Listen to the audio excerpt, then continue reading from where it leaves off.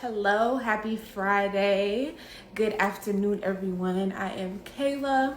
Today I'm going live with Jaquez Pierre. He is a real estate investor in the Atlanta area. So I'm excited to tune in with him today, ask him some questions about the real estate industry, especially when it comes to investment properties. Hi, Mom. So I'm gonna give it a few minutes, let a few more people get in here. So yeah, Jaquez, just feel free to send me a request and we'll get going.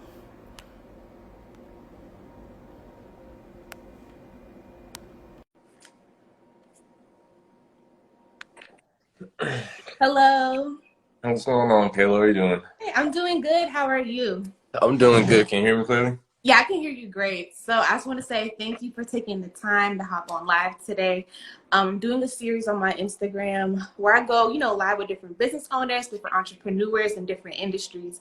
Because, entrepreneurship is such a big umbrella and there's so many different areas, of entrepreneurship people don't know too much about. So Yeah. yeah, so thank you so much. So tell everyone a little bit about yourself.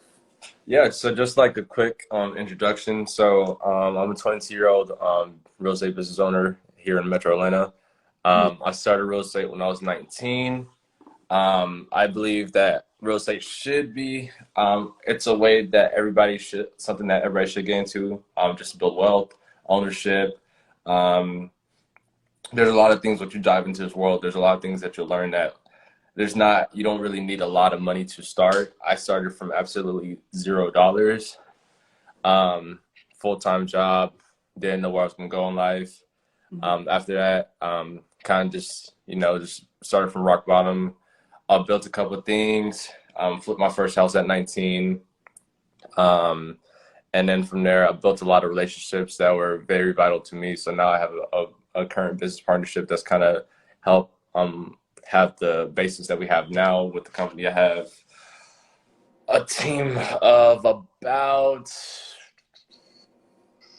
we just hired 2 new people today, so I think we're at about 14 people. Mm-hmm.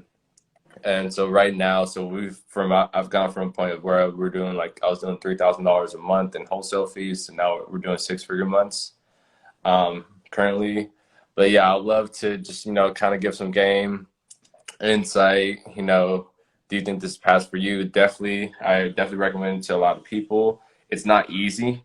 It's simple, but it's not easy at all. There's a lot of hurdles, but I mean, at the end of the day, it's worth it. It's worth it, in my opinion. Awesome, dope. So I know you just mentioned you had a full-time 9 to 5 before you started investing. So like, what's your educational background? Did you go to school? Did you not go to school? I Why? dropped out after 3 days in school, so there's Wow. that. Wow. Yeah, so I dropped out after 3 days. That was just because I realized school wasn't really for me. Just because that's when I first learned about real estate. In my mind, I'll be in class, and it was like the first 3 days, and I remember we had like a homework assignment, and I was studying for like real estate stuff up all night. I didn't even worry about the homework assignment, so I just realized that I was like, you know what, like I'm gonna waste my time being here because I don't really care about none of this stuff. I really just care about this. Right. But I mean, at the end of the day, like that was like fuel to the fire because it's like since I had dropped out, I was like, okay, cool. Like I still got to make something of myself. Like so, Yeah. I was like, this is my last chip, so I'm giving my all. So about like where it's taking to me, where it's taking me now though. I'm grateful for everything that's happened. Dope. That's good. So once you dropped out, at what point did you realize real estate investing was something you wanted to dabble in? I mean, I think it was a little bit before. Mm-hmm. Um, Once I kind of learned about wholesaling through social media, and I was seeing that it's people were talking about it. It's like pretty simple, straightforward. The process to get in, there was like no like.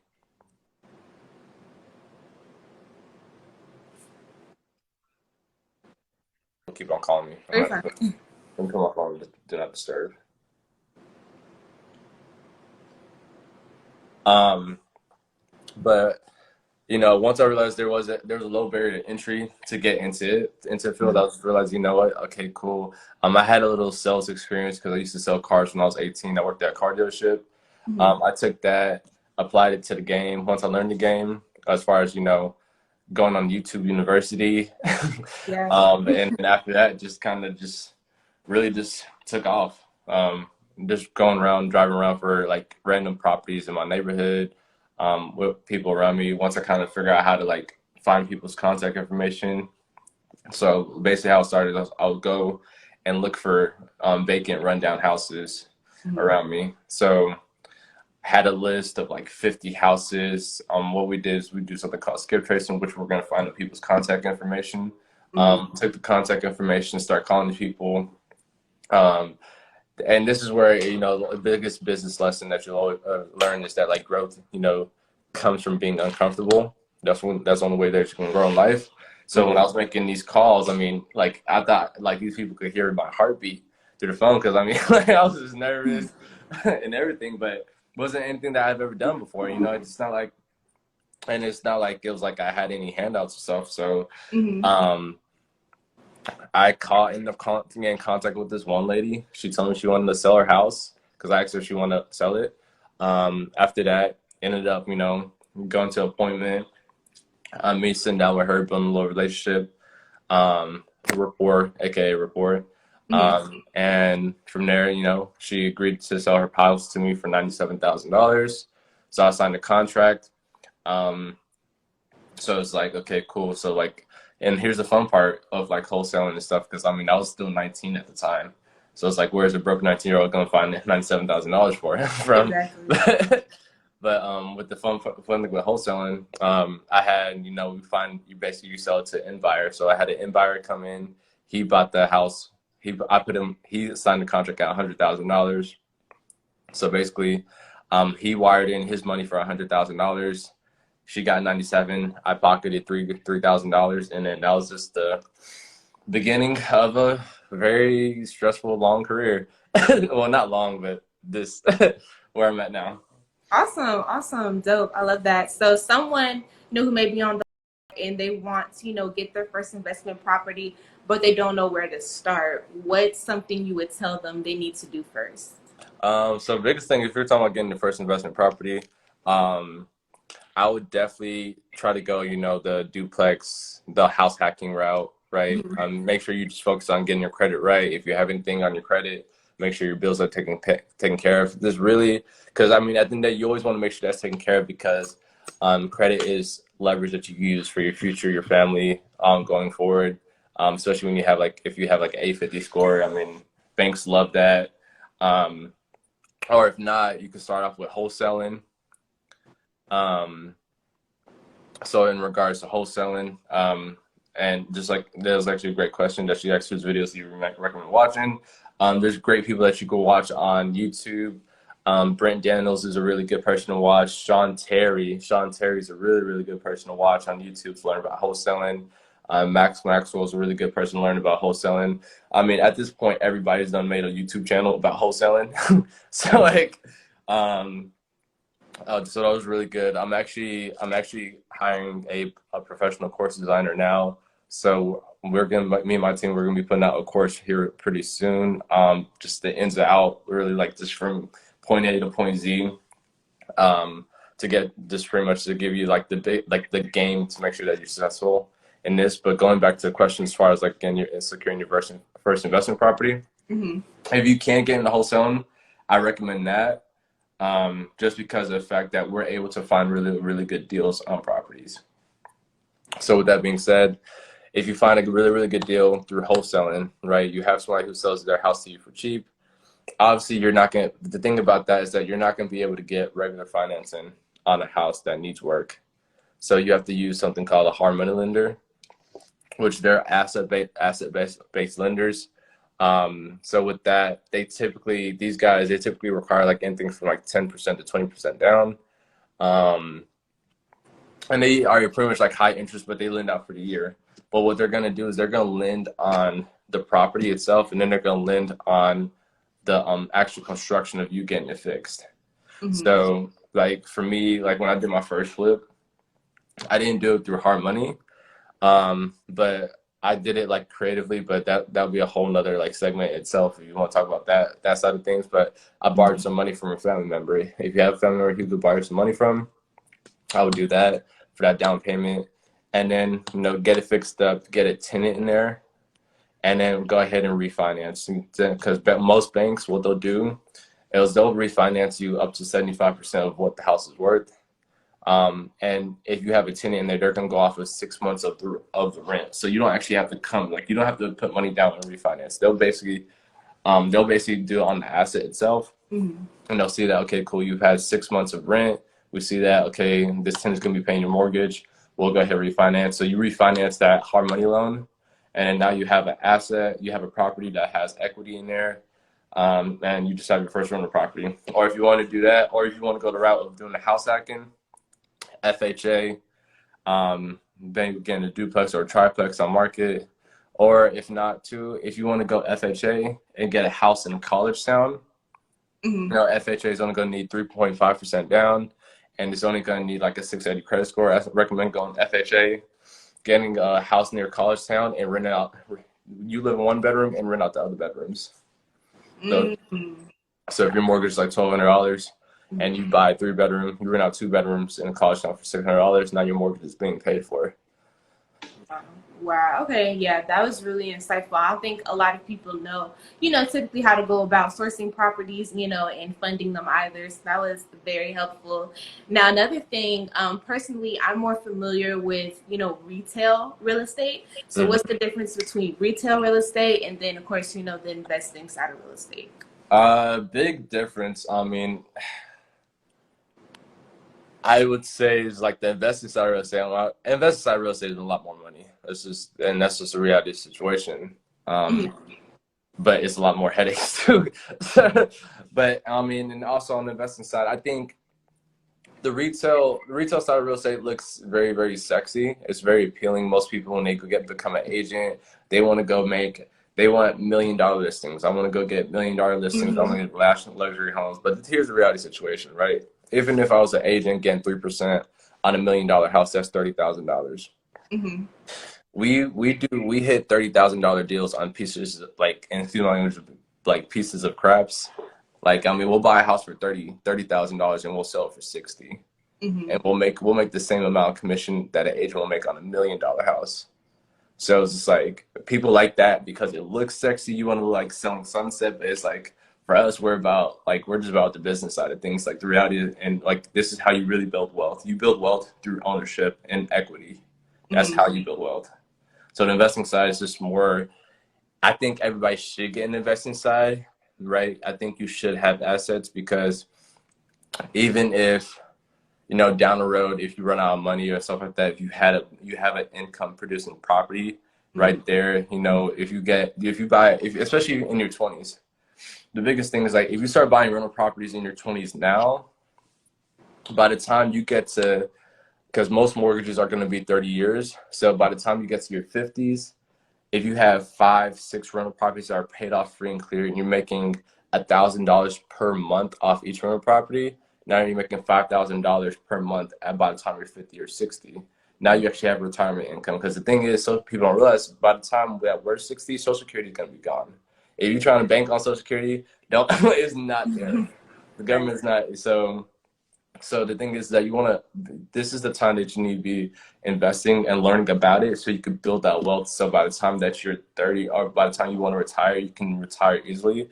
And then two, like, even with those assets, people don't realize what you can really do with assets. I mean, at the end of the day, like, if you buy $100,000 properties now at the age of 20, they get paid off by the time that you're age of 30.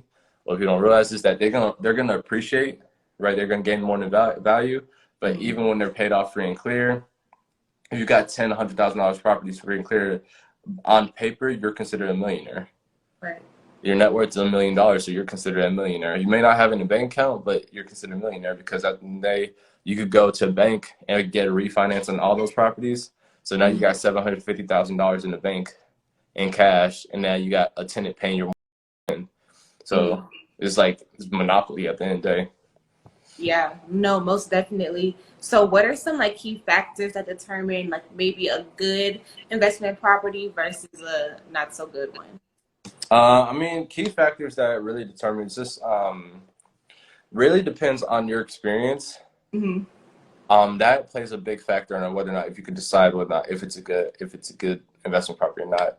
Um, and if there's equity in the property. That's the biggest thing that we're looking for. Are you getting the property to where it makes sense? So let's just say if it needs a lot of work, are you getting it at a price to where that even after you put in the amount of money that it needs work, you still have equity? Or are you getting it at a price where it seems like a good price, but then you put in $40,000? It was, let's say you bought a house for 60,000, you put in $40,000, and then the house is only worth 90,000. Hmm. So now you just put in more money than what the house is worth. So then that's the deal that doesn't make sense to us. A deal that does make sense is that, okay, let's say if it was 90,000 and needed $40,000 worth of work. If I got it at 25 or $30,000, then I put my 40 in. Now that seems like a really good deal because now I have $20,000 worth of equity when it's all said and done. Hmm. So that's really a big thing for me. That's what really decides what a good dealer is or not. Okay. Okay, cool. So for you personally, in your experience with investment properties, what has been like one of your craziest, like, interactions with the property?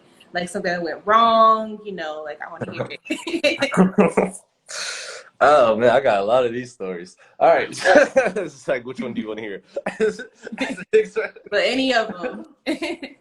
So if we talk about horror stories, this year, last year, this year I had to deal with crackheads on another house that we just bought last. That was last month. Last month we bought this one house from these three brothers, and like we got it for dirt cheap. Um, But I told the dudes, I'm like, okay, cool. One of y'all's leaving the property. Y'all got to be out by this day by the time we close, right? So they're like, okay, cool, no problem. We're gone. So I show up there that day, and he's like, well, he was gone, right? But now I show up there, and then there's somebody else at the property, and I'm like, and the guy like, I walk up, and the guy's like, I need to speak with you, and I'm like, yo, who is this, right? Right. Um, So then he was like, man, he's like, you know what? He's like, I'm not here to start any problems. But he's like, I live here. And I was like, what do you mean live here? I was like, that's what I was like, what do you mean live here? Like, so then he's like, I live here with 5 other people too. And I was like, what do you mean 5 other people live here? I was like, Right. okay, all that, because I was told that this is gonna be like everybody's been gone. And he's like, nah, he's like, man, that guy came to us 3 days ago, told us that we gotta be out. And I said, fuck that, we're not leaving. So and these dudes, like, they were actually crackheads. Even the dude was telling me, he's like, yeah, man. He's like, a couple of days ago. I mean, not a couple of days ago, but probably like, he's like a year and a half ago, man. He's like, you gave me this money, I will spend it all on crack. Because basically, I had to give them money just to get them out. And then they kept on breaking back into the house every single time after, too, like every week. So we kept on dealing with that. Then last year, horror story, we had one guy. I had a white supremacist Mm. that we bought a house from.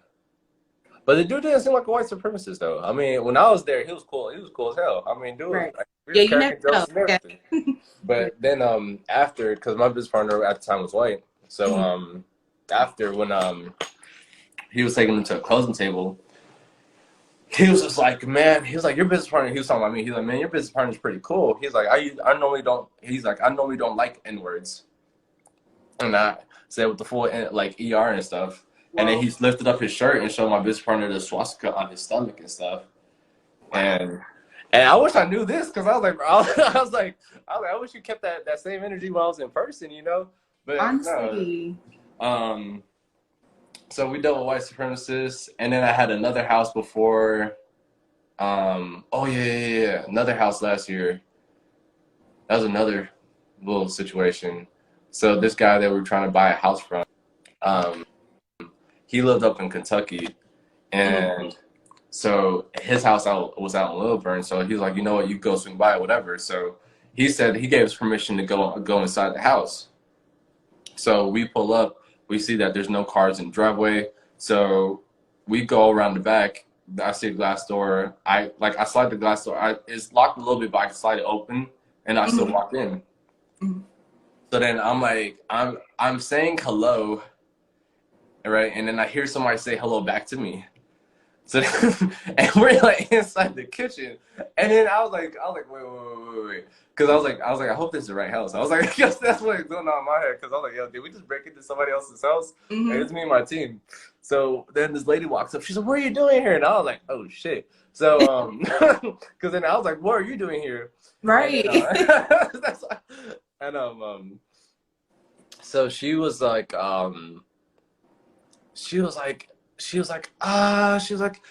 are you supposed to, like, what are you doing here? I was like, the homeowner gave us permission. And then she's, oh man. She's like, yeah, we were supposed to be gone like a couple months ago. And I was like, then why are you still here? Like, all those Right. Get things. And then, out. so Yeah. then she was like, hold on. She's like, let me call my husband. He's like, wait for him to come here. And I was like, I'm not sure if I want to wait for your husband. So when she said that, we just kind of got in the car and just like left. I called the homeowner. I cussed him out. And the reason being on that, just because of the fact that, I mean, I know he didn't know, but at the same time, it's like that was the situation where she could have shot us if she wanted to, right? Most definitely. Yeah. And so that was just like, it could took a wrong turn. So that's why I was getting mad at the homeowner for not knowing that there's somebody in this property. Because that really could have easily took like a way, way wrong turn. Now, I mean, we got a couple more stories like that. I mean, most of the business that we deal with is we deal with shitty situations. I mean, that's just the name of the game. Like, the people that we deal with, they usually have like a problem. Like, they usually got some like tenants that don't pay rent, or they got like a house that's just, completely like messed up. Maybe it was like a meth lab, crack. Like, it's just like the situations like that is the properties that we deal with. So it's just like the name of the game so I got stories like crazy.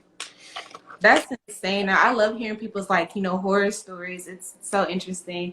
So with that being said, like, what are some resources that you can use when it comes to finding properties? You said before you did script tracing, but what are some like other, ways you can go about finding properties? Yeah, so I mean, a couple ways. I mean, you could do obviously taking a trip to your county courthouse, local county, if you're trying to find people. So like, usually the counties, they usually have information on people who like file probate. So when people file probate, that means they died without a will, and they have sometimes they have a property that's in line to be like, one of their descendants is supposed to get the property, but like, they don't usually, when you call them, they usually don't want the property. They don't want to deal with it, right?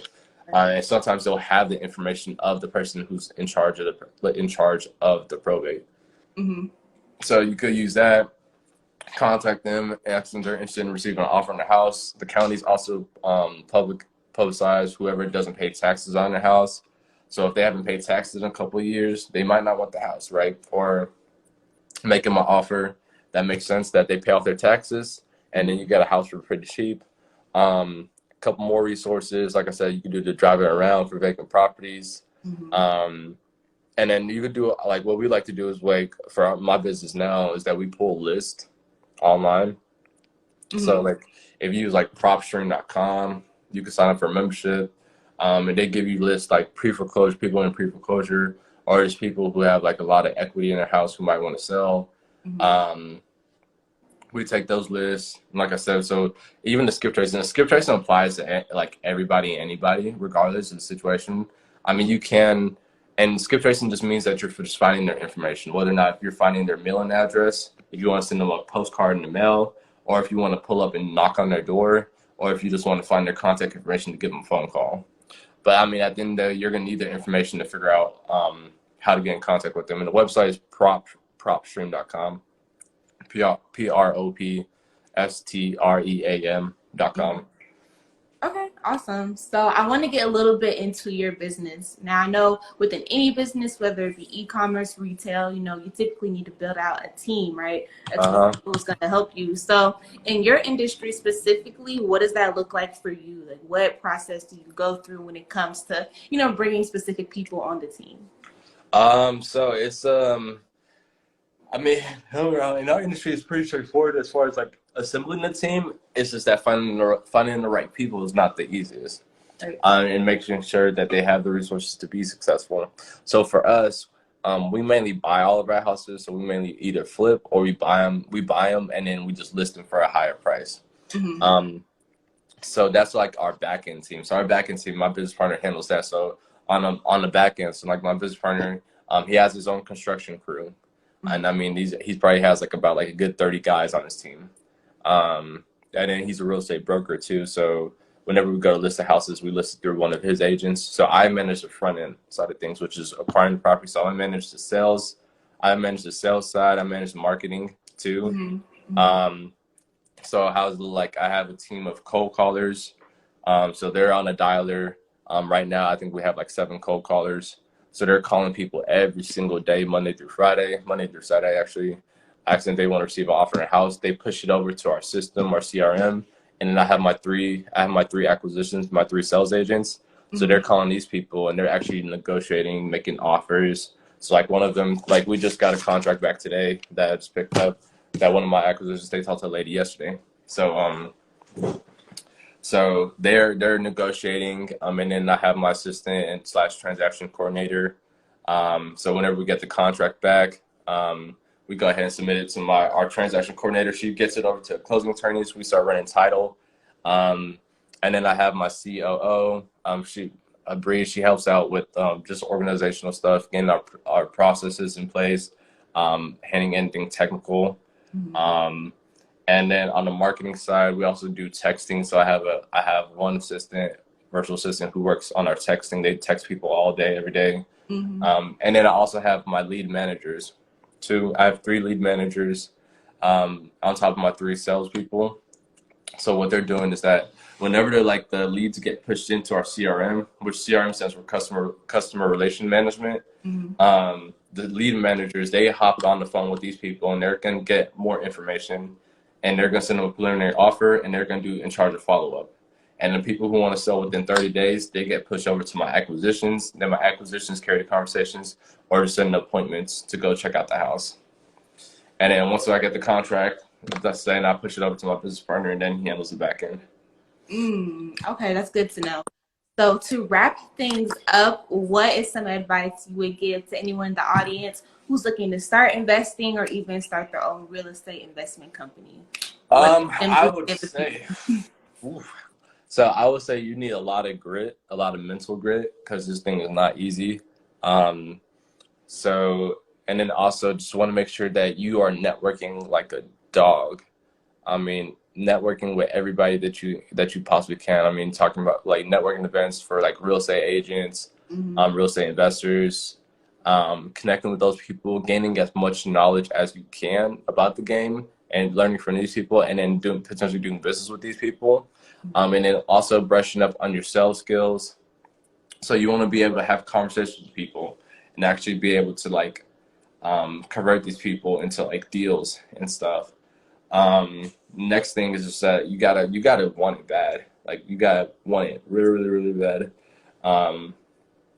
And find what lane works for you in regards to like, let's just say if you wanted to do wholesaling or investing. Like some people, they want to invest in real estate and they just want to do flips. So they want to buy a house for cheap and then sell it for higher after they've renovated it, or if they just sell it as is. Or some people, they just want to buy properties and just rent them out. Some people, they buy properties and they've figured out the system to where like they do group elderly homes or they do retirement homes and stuff. Like, so you got to figure out, there's so many niches in real estate.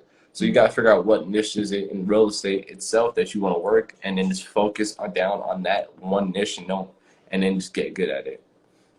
Awesome. And learn as much as I can. Okay. Yeah, that was really helpful. I think we addressed all the questions, but thank you so much for hopping on live with me. I really appreciate it, and we will most definitely be in contact because I have some offline questions myself. So we will be in contact soon. Okay, just let me know. Just let me know. All right, awesome. Well, thank you again so much. All right, no problem. Have a good one. All right, you guys have a good one.